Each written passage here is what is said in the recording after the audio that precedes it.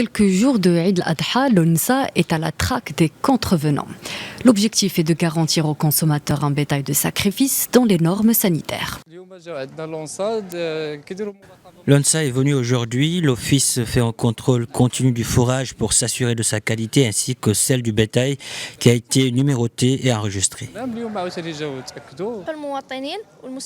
Nous nous assurons que le fourrage et l'eau sont bons. L'Office surveille également les médicaments administrés dans les marchés hebdomadaires ainsi que les circuits des excréments de volaille.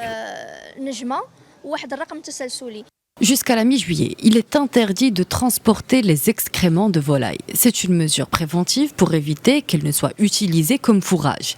Les opérations de contrôle ont abouti à la saisie et à la destruction de 10 tonnes de fientes de volaille, 1 tonne de fourrage et plus de 300 litres de médicaments vétérinaires non réglementaires. Système de séchage. Nous avons un système de séchage MDS. Il comprend 12 tapis perforés munis d'un système pour absorber l'humidité. Nous avons aussi des extracteurs qui absorbent l'humidité afin de soutenir les tapis à aspirer les fientes.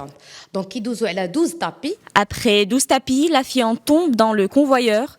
Nous nous assurons ainsi du niveau d'humidité des fientes qui atterrissent ensuite dans un chariot où il n'y a que des fientes sèches. Le tout part dans une zone de stockage ici dans la ferme en attendant de le sortir après les festivités de Eid al-Kbir. Une zone de stockage اللي عندنا هنا في la ferme en attendant نخرجوه après l'Eid al-Kbir. Plus de 1900 visites sur le terrain ont permis d'identifier 13 infractions. L'Association nationale des éleveurs d'ovins et caprins se mobilise également pour garantir la qualité du bétail dédié au sacrifice. L'association fait le suivi de tous les éleveurs qui vendent leurs moutons et chèvres destinés à l'Aïd al-Adha. Nous surveillons le fourrage ainsi que ses composantes.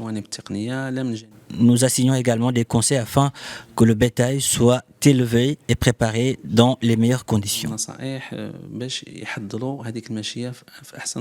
De sécurité sanitaire des produits alimentaires est formelle. Le bétail marocain est en bon état de santé. Il est traqué sur tout le territoire national par les différents services vétérinaires de l'ONSA en collaboration avec les vétérinaires du privé et des collectivités territoriales.